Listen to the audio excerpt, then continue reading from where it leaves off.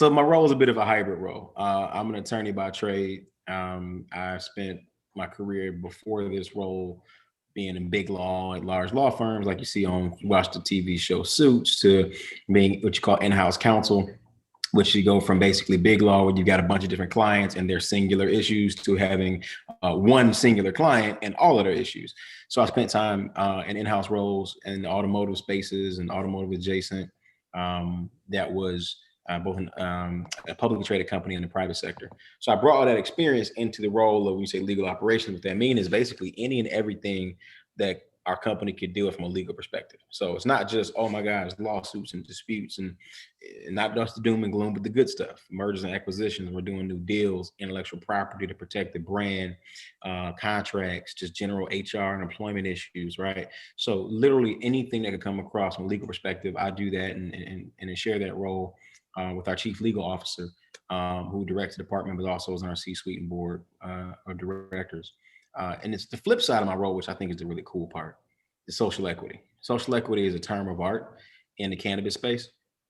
It's kind of akin to when people think about DEI, diversity, equity, and inclusion. Really, what it comes down to is leveling the playing field. I'm sure we'll get into it more, but as we know, cannabis, we like to say, is a new industry. It ain't that new, right? It's been around for a long time. You know, Right. we were talking offline, joking about the show Snowfall, right? And Right. without no spoiler, if somebody hasn't seen it, Yeah. despite, let's call it, the intentionality of Snowfall and the roles that were played there from government and things like that, we know for sure there's a thing called the war on drugs that exists in the cannabis space, and how the war on drugs used to specifically target Black and brown communities, namely cannabis, namely marijuana, how that was criminalized. And so we step into an industry now that is legal, right? That is new, but it comes with a complicated history. And all social equity is trying to level the playing field. And that comes from different angles. It comes from one angle, which is the state, right? Saying we're going to lower the barriers of entry for people to get in the industry. It comes from legislation and advocacy work, where it's, hey, how do we do anything for people that are still locked up behind bars for something that's now legal, that was illegal when they did it, or literally illegal, but now they Right. jammed up. And then it's the other place that I think we play as an operator, the angle that is, we're in the business, we are privileged and blessed to be doing it. Make sure we do what we can with our pail of water, and we carry that to pay it forward, from opening doors for people to get in the industry, to partnering with local community groups, as well as getting on the front lines of legislation and advocacy work. So more to that, but that's kind of the other side of my role.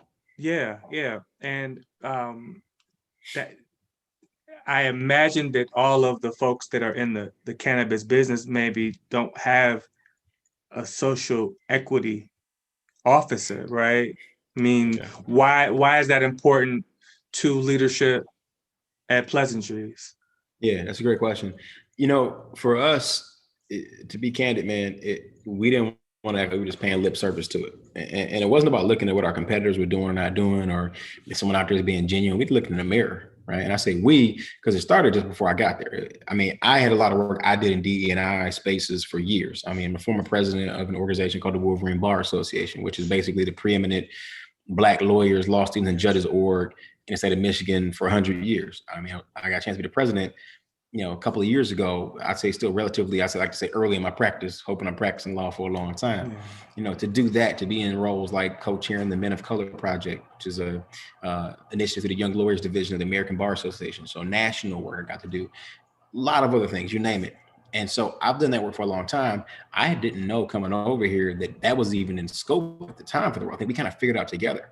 We knew that we needed legal support. We knew that we want to do more in social equity and do it meaningfully, and not just pay lip service to it. So really, when I was coming and starting to meet the team last year, we were just having organic conversations and even developed what my role was. We kind of created it together and said, that became even more poignant. We said, this lawyer stuff's cool, but man, you bring that other piece, and we're looking for this, and how do we make that a reality? So the reason it's important to us, man, is we look in the mirror and go, we can be doing more. We should be doing more. And by no means, it's funny, we called our social equity plan, and we can tell you more about it. But basically, in that plan, one of the things we make it a point to say is that we don't have all the answers.